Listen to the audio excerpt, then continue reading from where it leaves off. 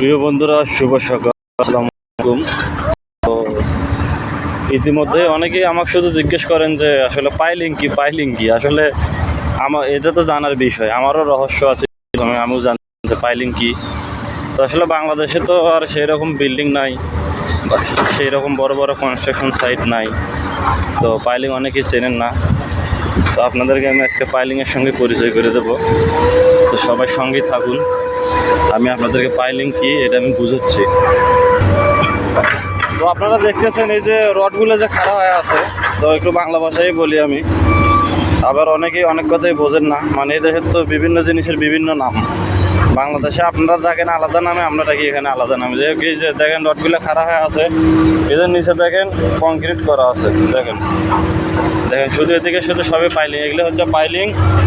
এগুলো এখান থেকে মিনিমাম 50 ফুট উপরে পাইলিং করা হয়েছে। তারপরে হুড দিয়ে ডাউন করে দিয়ে তারপরে কংক্রিট করা হয়েছে, ঠিক আছে। আবার প্রথমে কেসিং মারা হয়। তো এগুলো বিভিন্ন সময় বিভিন্ন কাজ করে তারপরে আসে পাইলিংয়ের ধাপ। এটা হচ্ছে পাইলিং। এগুলো আবার কংক্রিট করা হবে। এই পুরোটা কোটি টাকার প্রজেক্ট, ঠিক আছে। পুরোটা কংক্রিট করার পরে তারপরে উপরে নিচে পার্কিং বানানো হবে, পার্কিংয়ের উপরে আবার বিল্ডিং হবে।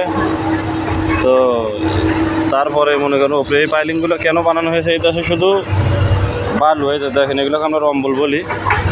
এই দেশে শুধু বালু আর বালু। যাই হোক, বালুর ভিতরে যাতে বিল্ডিং দাবে না যায়, যার কারণে এখানে শুধু পাইলিং আর পাইলিং বানানো হয়েছে, যাতে বিল্ডিংটা টেকসই হয় এবং মজবুত হয়। কারণ এই দেশের বিল্ডিং তো হয় বড় বড়। বাংলাদেশের মতো 5-10 তলা বিল্ডিং তো এই দেশে খুব কম।